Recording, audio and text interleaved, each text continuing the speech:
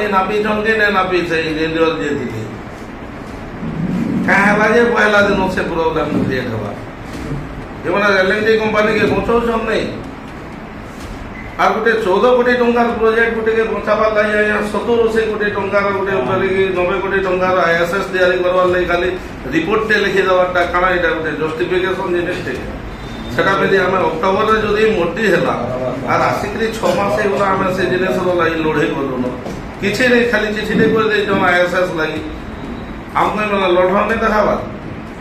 दाबी पूरण प्रतिश्रुति पाइबा परे हेबाकु थिबा धारणा बंद करबा पई राजी हेले मराडुगछावासी। आज तरभा ब्लॉक बीडीओ कार्यालय अतिरिक्त जिलापाल अध्यक्षतार मराडुगछा पंचायतवासी एक बैठक अनुष्ठित होइतिला। मराडुगछा पंचायत रे मेगा जलसेचन प्रकल्प विफल हेबा, कदलीपाली ग्राम ठारू कंटामाल तेल नदी पोल को उन्नत मानर रास्ता, गुंजीमुंडा ठारू पुडुकपदर पर्यंत रास्ता, बंधखेड़ा ठारू लक्ष्मीमुंडा पर्यंत रास्ता तैयारी दाबी रे आसंता 26 तारिख रास्ता रोक सह धारणा देबा पई निष्पत्ति ग्रहण करा जायतिला। आलोचना बेले पंचायतवासी पक्षर सरपंच बहु अभियोग करथिले, जेपरिक तरभा ब्लॉक रे थिबा अनेक गुड़िए क्रसर मानकर आवश्यकरू अधिक बोझेई भारी जानवाहन चलाचल रास्ता भांगिबार एक प्रमुख कारण होइतिबा, मेगा जलसेचन प्रकल्पर इनटेक वेल को पानी न आसुथबा फल रे चासी मरुडीर शिकार हेउथबा एवं 3 गोटी रास्ता शीघ्र तैयारी करबा नै मत रखिथिले।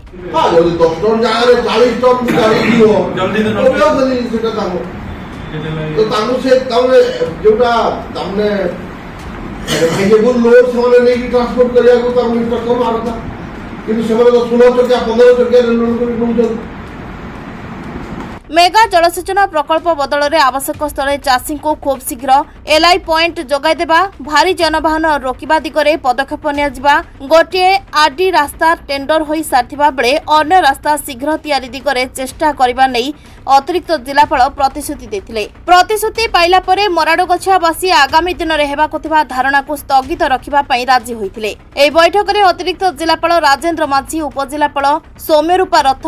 SDPO Pratap Chandra Tripathi, RD executive engineer Shailesh Delki, mega lift executive engineer Mahendra Sahu, Tarbha tehsildar Swetalina Mahana, BDO Gangaram Budek, Tarbha IIC Anita Kito एवं अन्य अधिकारी, मराडुगछा सरपंच श्री साहू समेत बहु ग्रामवासी उपस्थित रहिथिले। प्रशासन अनुरोध रक्षा करथिबारु बीडीओ श्री बुड़ेक शेष में धन्यवाद अर्पण करथिले। Bureau report BTV Odia.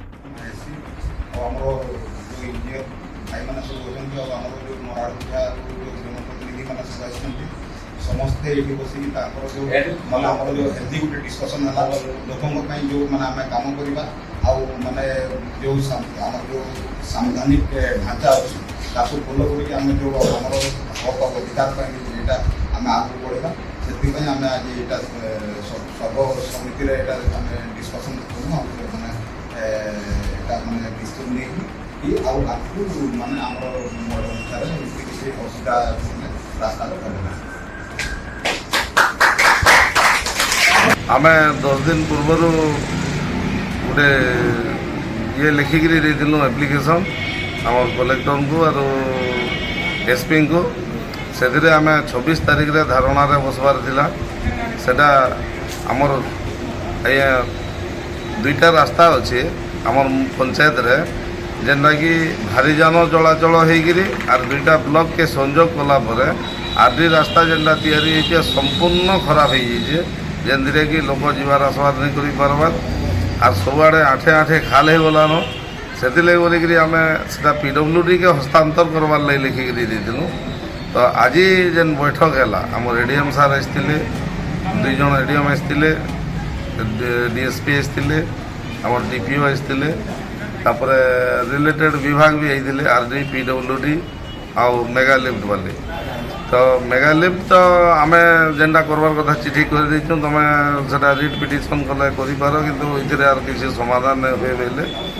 किंतु रोड उपरे जेनटा लगला आमको टी साटिस्फैक्शन लगला सेटा आरडी रु ऑलरेडी टेंडर हो 9.5 किलोमीटर रास्ता हवा जेनटा कदलीपाली छकरू ब्रिज के आउ जेन दुईटा रास्ता लगे आम डिमांड करूँ से दुईटा रास्ता रिपेयरिंग करदेमा आउ पीडब्ल्यूडी के जिते शीघ्र हवा आम हस्तांतर करमु बोले से आम जेन 26 तारिख धारणा देमु बोलुँ कि माने ये एश्योरेंस आज সেটা বন্ধ করবার লাগি আমি ডিসাইড করি।